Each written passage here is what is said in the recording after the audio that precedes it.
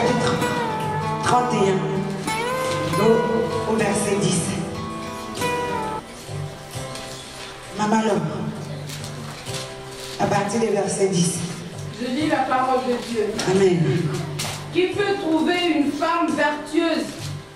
Elle a bien plus de valeur que les perles. Le cœur de son mari a confiance en elle, et les produits ne lui feront pas défaut. Elle lui fait du bien et non du mal tous les jours de sa vie.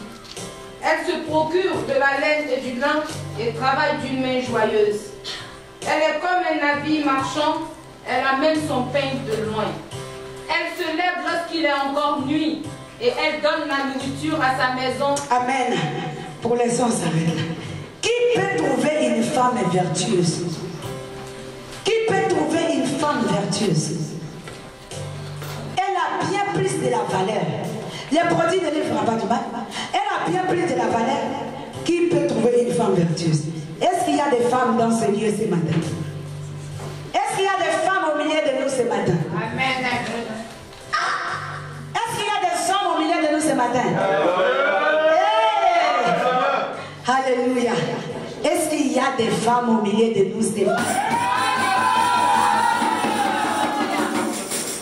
Je parle qu'aux femmes? Non. Ces versets, ça parle qu'aux femmes. Partout où j'ai entendu parler, dans toutes les réunions des femmes, quand tu vas, sache que ça va sortir là-bas. Mais bien aimé, ça c'est un petit garçon qui a écrit, il parlait de sa grand-mère. Mais il faut savoir que la femme, c'est l'image de l'église. La femme, c'est l'image de l'église. La femme dont je vais parler ce matin, ce n'est pas la femme là qui apporte le bébé. La femme de Christ, l'épouse de Jésus-Christ. L'épouse de Jésus-Christ. L'église est l'épouse de Jésus. Donc nous tous, nous qui sommes là, ça nous parle. Il s'agit de nous. Il ne s'agit pas de la femme qu'on appelle maman, mais il s'agit de l'épouse de Jésus-Christ. Et de toi, et de moi, et de ton mari, et de ton fils. Il s'agit de nous tous, bien-aimés ce matin. La Bible nous dit, qui peut trouver une femme vertueuse? Elle a bien pris de la valeur. Pourquoi Jésus a donné l'image de l'église comme une femme, comme une épouse? Parce que Jésus voulait que son église soit parfaite. Jésus voulait prendre plaisir à regarder son église. Jésus voulait, quand il regarde un enfant de Dieu, celui-là même qui a confessé Jésus, quand il vient, il regarde son comportement, il regarde sa façon de parler, il regarde sa manière de réfléchir, qu'il soit fier, comme un homme quand il regarde sa femme, il est fier. Qu'un homme il regarde sa femme, là où il y a la confiance, la femme là qui ne trompe jamais son mari, celle-là qui se lève tôt le matin, pendant que les oiseaux sont en train de chanter pipi, elle a déjà balayé la cour. C'est celle-là. Et Jésus avait même dit, veillez et priez. Donc la femme là qui se lève tôt, qui prend soin de sa maison, un enfant de Dieu, qui se lève, qui prend soin de sa vie chrétienne, qui la chouchoute. Lorsqu'il voit qu'il y a une faute quelque part, il fait tout pour corriger. Il va pleurer devant Dieu. Quand il voit qu'il y a le péché qui commence à rentrer, elle court, il va pleurer devant Dieu pour corriger. C'est cette femme-là, épouse de l'église, celle-là qui accepte de corriger ses fautes. C'est lui-là qui accepte de se regarder face et dit non, je ne peux pas sortir habillé comme ça. Cela n'est pas digne d'un enfant de Dieu. C'est lui-là qui vient s'asseoir, qui écoute, qui dit mais Jésus, tu as dit quand tu vas venir, est-ce que tu vas trouver encore l'amour à l'église? Seigneur, je vais être cette personne-là qui va garder l'amour. Quand tu vas venir, c'est cette épouse-là que je parle ici. C'est cette femme-là, enfant de Dieu, que nous sommes. Que tu sois homme, que tu sois femme. C'est celle-là que Jésus parle là. Elle a bien plus de la valeur que les perles. Nous, enfants de Dieu, Jésus est mort pour nous. Nous avons plus de la valeur que diamant. Nous avons plus de la valeur que de l'or. Nous avons plus de la valeur que tout ce qui existe sur terre. Parce que Jésus nous a donné de la valeur. Il nous a donné de la valeur. Il a payé un prix que personne ne peut payer ce prix-là. Personne ne va s'imaginer un jour pour dire je vais aller mourir pour ma mère ou pour mon fils ou pour cela. Bien aimé, non. Celui qui fait ça, il est possédé. Tu vas voir, il va prendre même les médicaments d'abord avant d'aller se jeter. Sinon, de l'esprit tranquille, tel que nous sommes, personne ne se donnera la mort pour quelqu'un. Pourtant, Jésus, il l'a fait. C'est pour cela, il a dit, l'église est l'épouse de Jésus. Il s'est donné pour lui. Donc Jésus fait que, il dit, nous avons plus de la valeur que de perles. Que le produit ne nous fera pas du mal. Ça veut dire qu'en tant qu'enfant de Dieu, tu peux aussi t'autoriser des plaisirs. Ça ne nous fera pas du mal. Tu n'es pas une boîte de sardines, une boîte de conserve qui est enfermée dans une boîte de conserve. Tu es chrétien, tu es coincé. Dès qu'on dit ça, ouh, le Jésus arrière de moi, Satan. Non, tu peux être aussi relax. Le produit ne lui fera pas du mal. Tu peux t'autoriser aussi à des plaisirs, mais en étant reçu toujours éveillé. Que cette femme, elle ne mange pas le pain de la paresse en tant qu'enfant de Dieu. Il faut être courageuse. Jésus n'a pas dit que ça allait être facile. Même il a dit à son père, moi je vais partir. Ils sont de ce monde, mais ils n'en font pas partie. Alors, prends soin d'eux. Vous êtes de ce monde, vous n'en faites pas partie, mais n'ayez crainte, car j'ai vaincu le monde. Parce qu'il savait, il nous rassurait. Parce qu'il savait que ce chemin n'est pas facile. Donc il nous rassurait. Pour dire, même quand ça va devenir difficile, ne t'inquiète pas. Parce que moi j'ai déjà vaincu le monde. Même si tu marches dans les ténèbres, ne t'inquiète pas. Il y a la lumière au bout. Parce que je t'attends au bout. Je t'attends l'autre côté de la barque. Montez dans la barque. On se retrouve de l'autre côté. Tu peux aussi monter dans la barque. Il peut y avoir des tempêtes. Mais Jésus est là. Jésus est là. Il ne t'a pas abandonné. Donc tu vas passer aussi des moments difficiles. Pour ça, il a dit, cette femme-là ne mange pas le pain de la paresse. Donc quand ça va devenir difficile, c'est alors là que tu deviens fort. Que tu deviens encore plus fort. Là où tu crois que c'est fini, tu as touché le fond. Tu t'appuies sur le Seigneur. Avec l'amour de Dieu. Avec le Saint-Esprit, c'est lui qui va vous aider en toutes choses. Tu cherches l'aide du Saint-Esprit. C'est lui, c'est de cette femme-là qui parle. Elle ne mange pas le pain de la paresse. C'est pas parce qu'aujourd'hui c'est difficile, je laisse tomber. C'est pas parce que c'est difficile, j'abandonne le chemin. C'est pas parce que je crée une entreprise que c'est comme ça. Oh, c'est terminé, je ne vais plus créer parce que c'est pas chez moi, je ne suis pas ici. Nous là, on ne réussit pas à l'étranger. Moi dans mon village, mon nom de famille, pas le nom de Marie et Noël, mais mon nom de famille, tous les noms là qui quittent là-bas le village, ils vont se promener jusqu'à, il y a des gens qu'on est nés, ils n'étaient pas là. On a grandi, ils n'étaient pas là. Au dernier moment, il revient. Quand il vient, ils n'ont plus dedans. Il vient qu'avec la pauvreté. Donc, on commence à dire que l'arrière-grand-parent de notre famille là, qu'il avait fait un vœu, qu'il a dit que tous ceux qui portent ce nom-là, ils vont rester dans le village, ils ne vont pas quitter le village. Là où ils vont partir, ils ne vont pas réussir. Donc, quand toi, tu vas aller jusqu'à...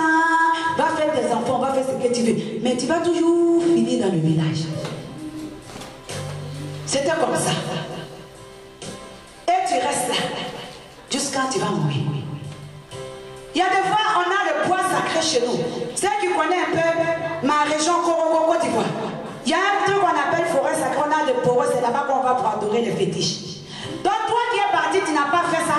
Donc quand tu reviens, non seulement tu as raté ta vie là-bas, et comme tu n'as pas été consacré à ces poros-là, quand tu reviens, bien aimé, personne ne te considère. Même les petits-enfants sont plus considérés que toi parce que tu n'es pas été consacré. La femme là ne mange pas le pain de la paresse. Elle va chercher. Même si on dit que tu ne peux pas réussir là, elle est courageuse. Si on dit que la famille, ça ne peut pas réussir là-bas, toi tu dis, moi je ne vais pas abandonner, moi je vais vaincre cela. Amen. Si on dit non, dans notre famille c'est comme ça, toi tu dis non, en Jésus je suis plus que vainqueur. Celui qui vit à moi est plus fort que mes ancêtres. Donc moi, je vais réussir pour moi. Tu ne vas pas abandonner pour ça. Dans votre famille, tous les filles, quand ils se marient, finissent par divorcer. Oh, moi j'ai peur pour mon couple. Non, bien aimé, c'est pas pour ça que je préfère rester célibataire. Non.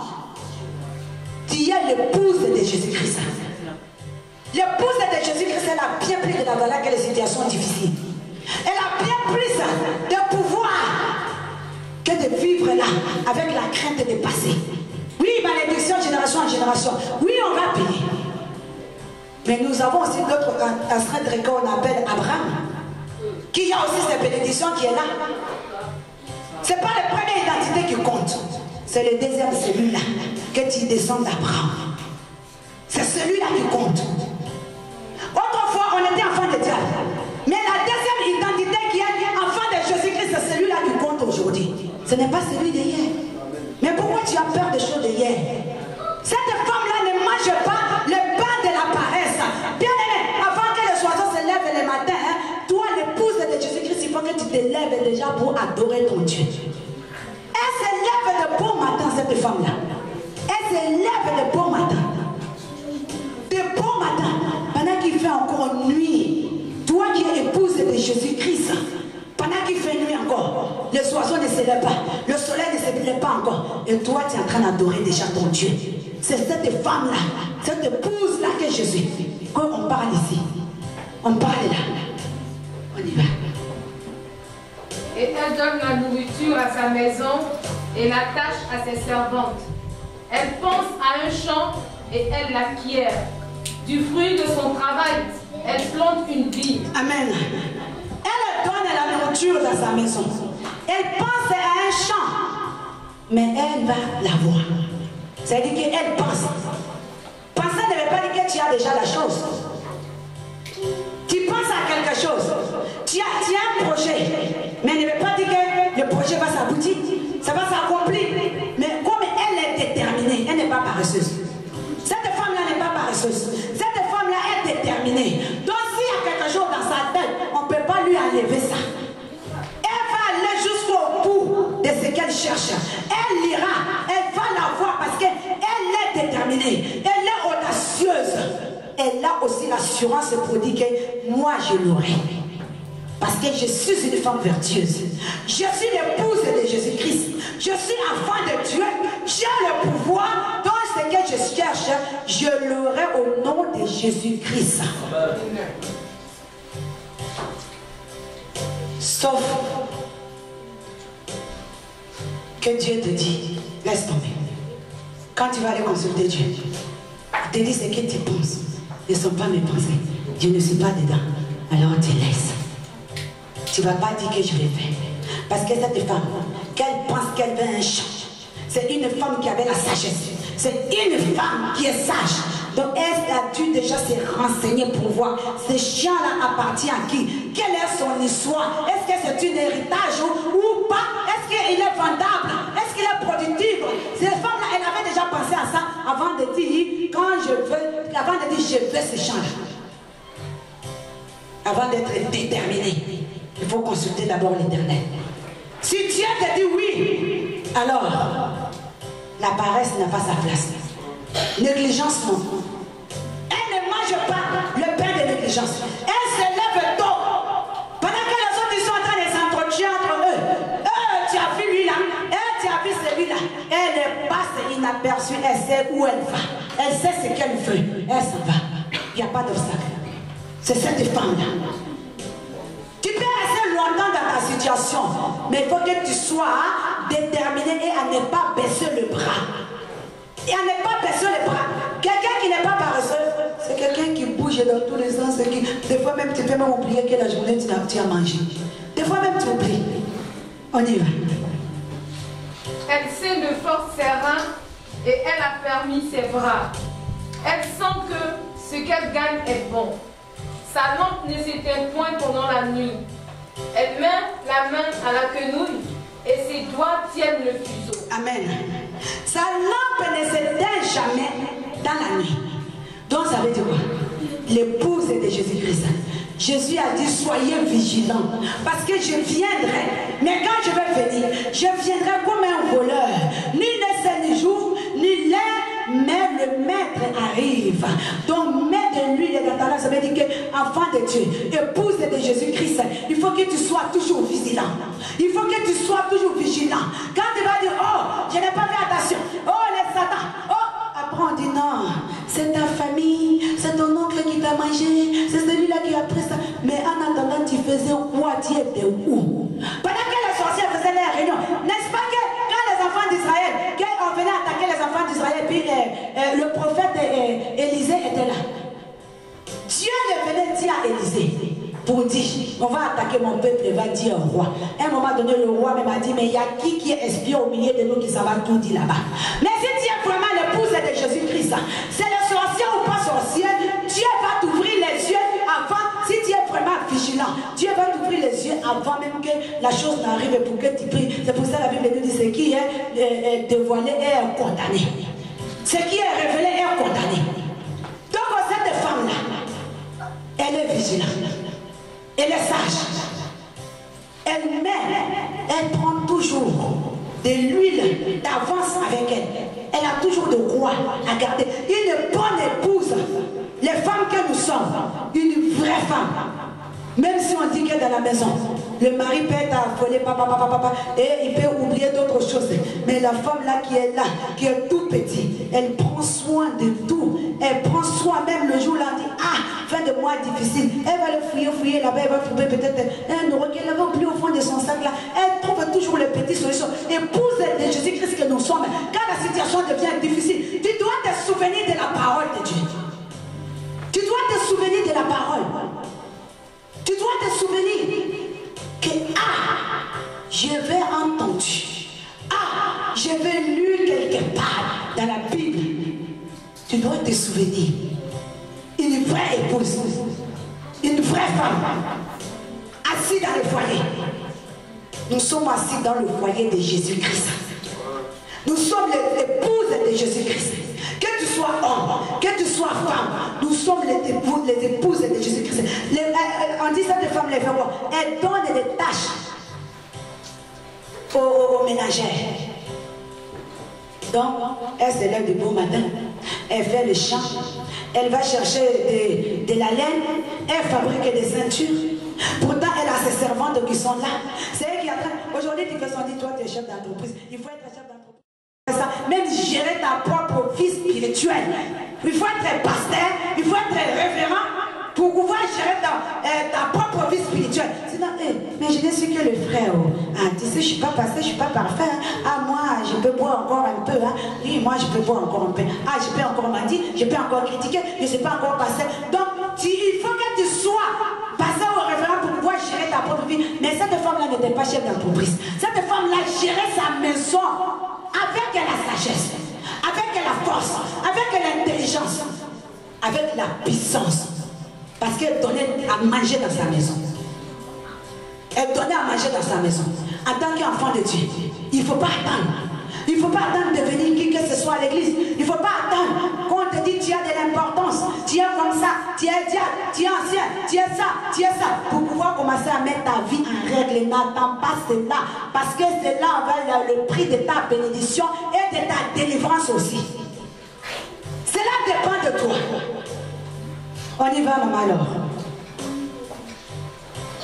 Elle tend la main aux malheureux, elle tend la main à l'indigent. Elle ne crée pas la neige pour sa maison, car toute sa maison est vêtue de cramoisis. Alléluia.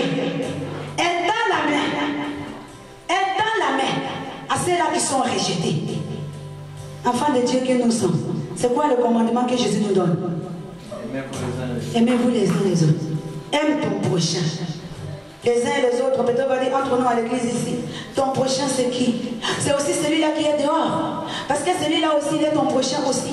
Il faut tendre la main. Cette femme-là a toutes les qualités. Voilà pourquoi que c'est l'image de l'église de Jésus. L'église doit être comme ça.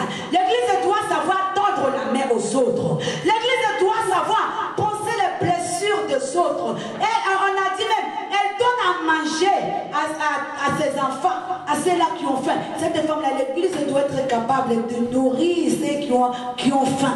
Jésus a dit, venez, vous qui avez faim, vous qui avez soif, venez acheter sans argent.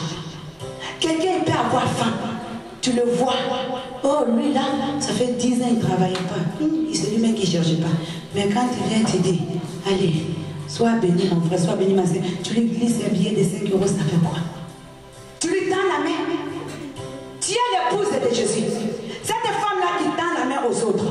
Et sa maison, même s'il y a la neige, elle ne craint pas. Même s'il y a la pluie, elle ne craint pas. Bien, mais si là, on met un démoniaque là qui commence à danser. passer son bébé ici, tu vas voir comment tout le monde va reculer.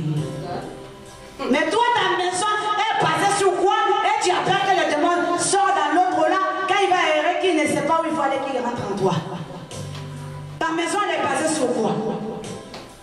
Tu vas voir, et les enfants de Dieu sont fragiles, ils sont sensibles. Moindre petite chose, je ne fais plus dans telle église, je suis comme ça, je suis comme ça. Mais toi, ta maison, elle est basée sur quoi? Qu'il pleut, qu'il neige, elle ne craint pas.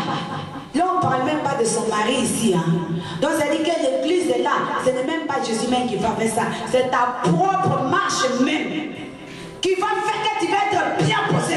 Ça veut dire que comme tu es déterminé, tu ne manges pas le pain de la pâte. Je suis déterminé, je dis ici c'est mon église. C'est ici que je vais rester. Qu'il pleut, qu'il neige, c'est chez moi, tu ne bougeras pas. Oh, yes. C'est ta détermination. Qui est maman pasteur? En tout cas. Maman pasteur n'est pas un ange qui. Elle est Dieu, elle est qui celle-là? Mais elle ne la calcule pas. Malédiction. Mais elle ne fait pas attention à elle. Mais tais-toi et suivre ton Dieu. Prie réellement ton Dieu. Si Dieu te dit tu dois quitter, tu prends tes bagages, tu t'en vas, ne regarde même pas derrière. La Bible dit secoue ton pied, ne laisse même pas la poussière te suivre. C'est lui là qui te refuse. Si c'est Dieu qui te dit, tu t'en vas. Mais ne quitte pas parce que pasteur est comme ça. Je disais à ma fille hier, je dis Dieu fait une grâce spéciale à d'autres personnes. Vous pouvez voir, il y a des hommes de Dieu. Ils peuvent aller chercher les prostituées. Ils peuvent aller coucher les prostituées. Il y a des servantes de Dieu. Quand tu arrives à l'église, maman pasteur a dit là-bas, maman pasteur a dit là-bas, tout le monde c'est maman pasteur qui a dit. Maman pasteur a dit, maman pasteur a dit, elle parle de tout. Mais qu'un mot de l'onction descend. Parce que Dieu a mis une grâce spéciale en elle, quel que soit son comportement, quel que soit son caractère. Si Dieu a dit, il va délivrer l'église à travers elle, il ne va pas retirer sa main. Elle va rendre compte à Dieu après, mais il ne va pas retirer. Mais si toi tu quittes l'église à côté, tu vas rater ta bénédiction, tu vas encore commencer à zéro. Et tu pars encore avec tes malédictions.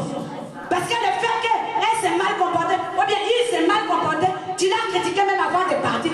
Donc, dès seulement, tu devais avoir ta bénédiction là, tu n'as pas ici. Et tu quittes en partant, tu ajoutes encore d'autres malédictions en partant. Bien aimé, l'épouse de Jésus-Christ, l'épouse que nous sommes, il ne faut pas avoir le pain de la paresse. Le pain de la paresse, non. Elle n'est pas paresseuse, elle est courageuse. On y va. Car toute sa maison est vêtue de croix moisies. Elle se fait des couvertures, elle a des vêtements de fin lin et de pourpre. Son mari est considéré aux portes lorsqu'il siège avec les anciens. Alléluia. Son mari est considéré. Toi, en tant qu'enfant de Dieu, là où tu parles de Jésus, il faut qu'on considère Jésus. Là, quand tu passes à cause de ton comportement, tu dis, il ou elle est vraiment de Dieu. Celui-là est vraiment de Dieu.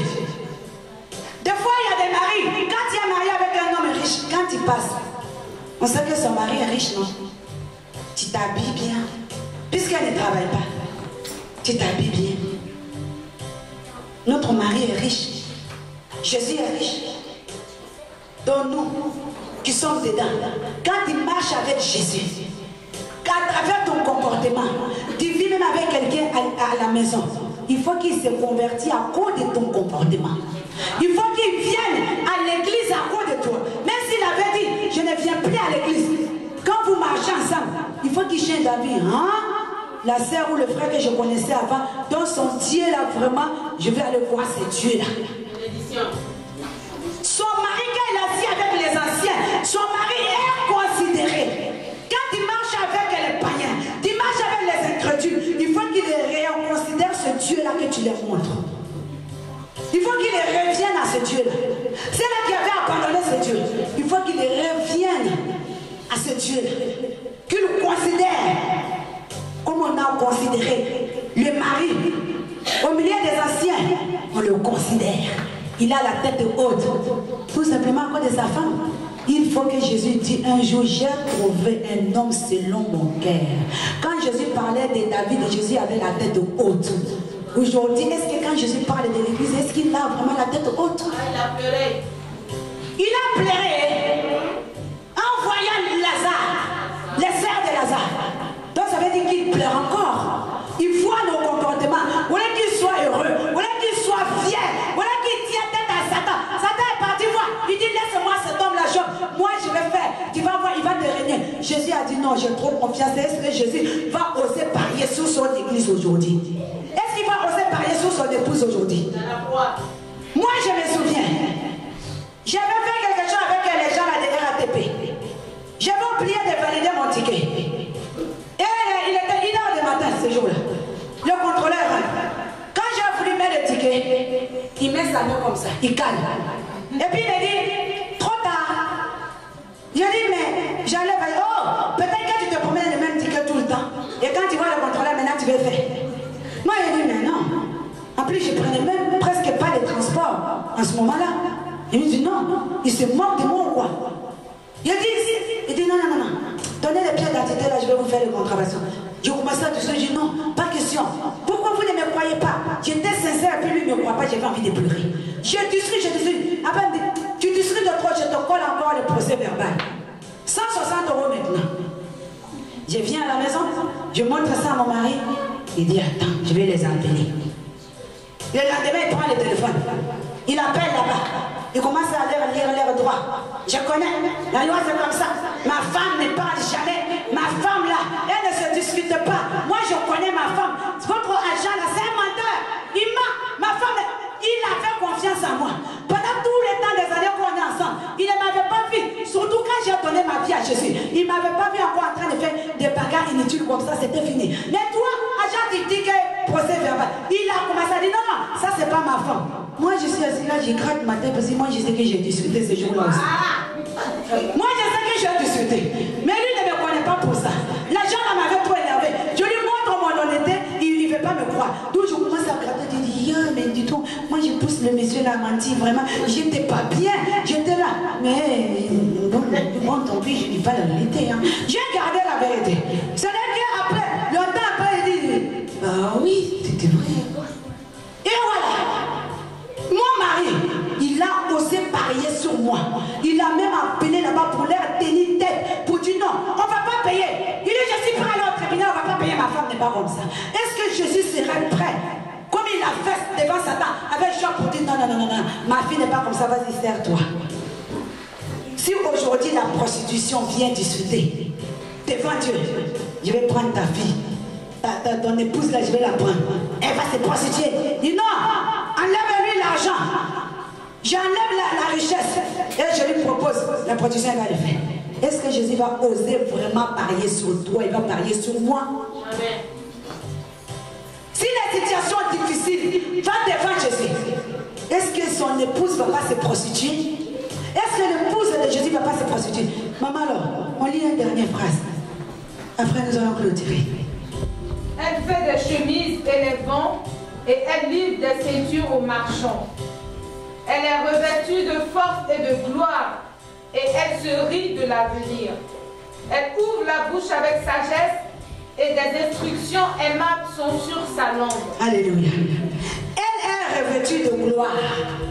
Ça veut dire que cette femme-là, qui fait tout pour que son mari soit fier d'elle. L'église qui fait tout pour marcher dans la sainteté. L'église qui fait tout pour marcher dans la vérité. L'église qui fait tout pour marcher dans l'amour. Cette église est revêtue de la gloire de Dieu. Et la gloire de Dieu, c'est Dieu lui-même. C'est la plénitude de Dieu. Nous pouvons prier que ta gloire soit permanente dans ma vie. Mais la gloire n'est même pas encore en train de dire que ça soit permanent. Il faut qu'il rentre d'abord. Tu ne marches pas une vie de sainteté. La gloire, Dieu est saint. Dieu ne peut pas. Même il a dit aux enfants d'Israël, Moïse, prends quelques hommes avec toi. Donc il a crié, ne prends pas tout le monde avec toi. Venez avec eux dans la montagne. Arrivé, il dit non. Et là, non, quand reste au pied des montagnes, il n'y a que toi qui vas monter. La sainteté. L'épouse de Jésus-Christ, qui est l'église, il faut que nous marchions dans la sainteté. Marche dans la sainteté. Et tu seras revêtu de la gloire de Dieu. La gloire de Dieu, c'est un bouclier. Rien ne peut t'atteindre, aucune flèche ne peut traverser la gloire de Dieu. Elle est revêtue de la gloire. Quand elle ouvre la bouche, sort de quoi? Quand elle ouvre la bouche, la sagesse et des instructions aimables sont sur sa langue. Les instructions aimables sont sur sa langue. Elle est sage. Elle ne parle pas n'importe comment. Un enfant de Dieu ne parle pas n'importe comment. Un enfant de Dieu, avant de parler, il roule la langue. Il roule la langue. Il roule la langue. Quand il voit que ça ne va pas, il avale et puis il fait comme ça. Et suivre Jésus, c'est dur. Et puis il s'en va. Et puis il dit, pour se réconforter, il dit, Jésus a dit, il faut prendre ta croix. Et puis elle s'en va. Elle laisse tomber. Elle a la sagesse. Quand elle ouvre la bouche comme ça, les gens savent qu'elle ne va pas détruire. Les paroles qui sortent dans la bouche d'un enfant de Dieu, la Bible dit que tu vas parler. La vie et la mort sont au pouvoir de la langue. Donc quand elle ouvre la bouche, c'est pour bâtir, ce n'est pas pour détruire. Même quelqu'un vient se confier. Il y a des enfants de Dieu, tu te confies à eux, tu sors de là, tu as envie de te mettre une balle. Ta situation est pire qu'avant. Il y a des enfants de Dieu, tu marches avec eux, tu deviens jaloux, il y a le convoitise qui t'atteint. Moi, ma vie est comme ça. Moi, ma vie est comme ça. Quand tu rentres dans sa vie, c'est pourri, ça sent mauvais. Il te montre le contraire. Parfois, chez nous, on dit, quand tu vois un blanc dehors, il est sale. Mais chez lui, à la maison, c'est propre. Parce que comme chez nous, on aime s'habiller, les gens s'habillent bien. Et on voit elles sont là, c'est parce qu'il fait chaud, ils ne sont pas habillés. Toujours les shorts. Donc c'est un peu habillé négligé, donc on dit sale. C'est pas ça même habillé négligé. Comme voilà, les gens pauvres quoi. Mais tu arrives chez lui, tu vois que sa maison est remplie de domestiques, il a le chauffeur, il a ça, et puis tu es là. Bien aimé l'apparence. Elle ouvre la bouche avec la sagesse, avec les instructions.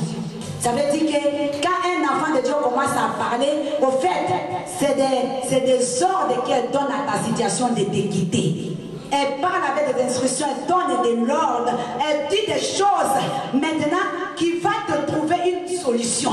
Elle te dit, c'est pas grave, on va prier, appelle-moi, on va faire ça, lève-toi, on va faire ça, lève-toi, on va marcher ensemble, tu verras, tu verras, tu verras. Elle commence à faire des mains de l'ordre dans ta vie, elle donne des instructions, tu vas faire ça, tu verras, on va faire ça ensemble, tu verras. Elle ouvre la bouche avec la sagesse, avec la sagesse. Elle veille sur ce qui se passe dans sa maison et elle ne mange pas le pain de paresse. Elle veille sur ce qui se passe dans sa maison. Ta vie chrétienne bien aimée, il faut veiller dessus. Il faut veiller parce que la Bible dit votre adversaire, le diable, il rôde autour. Elle veille sur sa maison. Épouse de Jésus que tu es. Et toi, tu dois veiller sur ton corps qui est la maison de Jésus qui habite en toi. Donc, comme tu es épouse de Jésus, et tu es dans la maison de Jésus, dans la maison de Jésus est ton corps en tant qu'épouse. Donc, il faut que tu veilles sur ta vie là. Tu dois veiller dessus. Votre adversaire, le diable, te rôde autour. Tu dois veiller. On y va. Ses fils se lèvent et la disent heureuse. Son mari se lève et lui donne des louanges. Alléluia. Elle rit de l'avenir. C'est-à-dire l'avenir ne lui fait même pas peur. Son mari se lève. Ses fils se lèvent. On la loue. Son mari dit heureux. Son mari se lève. Lui la loue. Jésus se lève et Jésus te dit, oh, mon fils est bien aimé. Salomon, tu as fini de construire ma maison. Que veux-tu que je te donne? Il est en train de louer Salomon pour dire, mon fils est bien aimé, qu'est-ce que veux que je te donne? Quand tu finis de faire toutes ces choses-là, Jésus te dit, maintenant tu as besoin de quoi? Qu'est-ce que tu veux que je te donne? Et ce fils se lève, il le loue. Il dit, heureux, bien aimé, épouse de Jésus que nous sommes. Nous devons garder la parole. Nous devons garder cette maison-là. Il faut que la maison soit propre. Et nous allons nous tenir debout dans la présence de Dieu. Tu vas te lever dans la présence de Dieu. Dis à Dieu, je veux être ton épouse exemplaire. Celle-là qui va te plaire. La Bible dit que l'agneau arrive. Le temps de noces est là. L'époux va venir chercher L'époux va venir chercher son épouse. Et tu seras prêt? Est-ce que tu seras prêt? Quand Jésus vient, aujourd'hui si Jésus descend, est-ce qu'il te prend réellement? Est-ce qu'il nous prend vraiment? Quand tu regardes ta vie, Jésus revient. Jésus revient.